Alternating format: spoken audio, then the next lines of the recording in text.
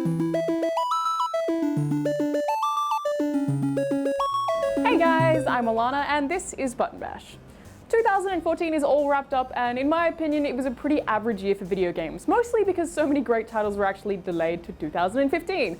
So today let's chat about the very worst games of 2014 because that's always fun and there were quite a few.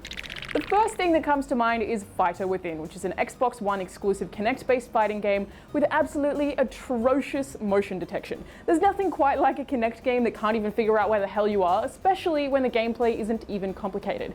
It was slow, simple, and shallow. The whole game just reeked of poor production quality too, with cheesy cutscenes and horribly long loading scenes. Even those would be excusable if you could actually play the game though, which you pretty much can't. Next up is Yoshis New Island, which was pretty intolerable.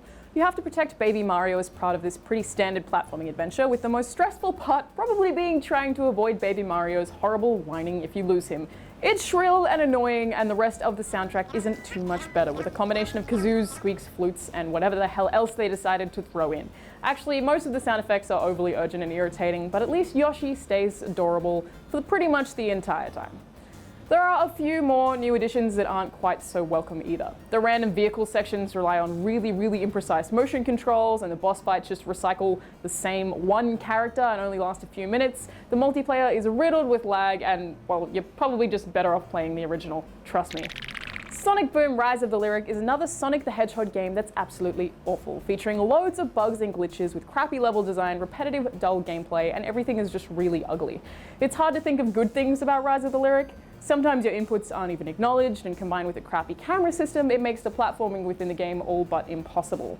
It's easily the worst Sonic game I've ever played, and that's even without the game-making bugs.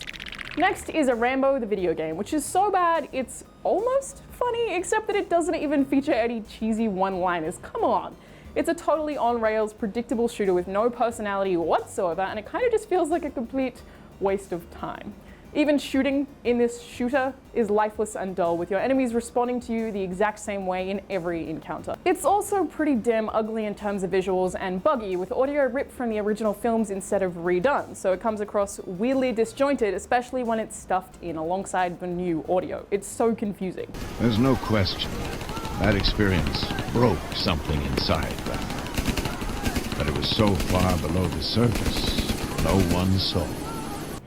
Making a Rambo video game is a weird choice in general since the franchise is pretty old now, but making a bad Rambo video game is even stranger. A bad game that isn't even self-aware, so it doesn't feature that so bad it's good thing, can sometimes be fun, but Rambo the video game is nothing close to fun. It might even be torture. Now, the last two games I'm mentioning here are extremely high-budget games that weren't necessarily bad, but were released far earlier than they should have been, especially for full-price titles. I'm talking about Assassin's Creed Unity and Halo the Master Chief Collection, both of which were initially riddled with game-breaking bugs, though a lot of those bugs have been patched out by this point. I still just don't feel like it's inexcusable. If you're gonna make me spend the extra time and use up my downloads, which can probably cost money, you probably shouldn't have released your game so early. It's your fault, not mine. Assassin's Creed Unity crashed me, fully turning off my Xbox One, or otherwise crashing the game back to the dashboard, so I had to reload it and lose a whole bunch of save files. I also had to manually close it down a few times when it got stuck in cutscenes and things hadn't triggered properly, and lost save progress as a result every single time. There are also issues with people just randomly levitating and characters' faces disappearing on PC, and awful frame rate issues around crowds, though both of those bugs do seem to be fixed now.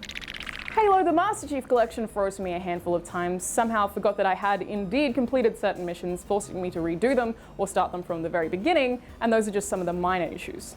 The Master Chief Collection's biggest problem is the multiplayer simply not working, and that's unfortunately what I was most excited for. I haven't been able to connect to the game even once since it launched, and I know that's not an issue on my end.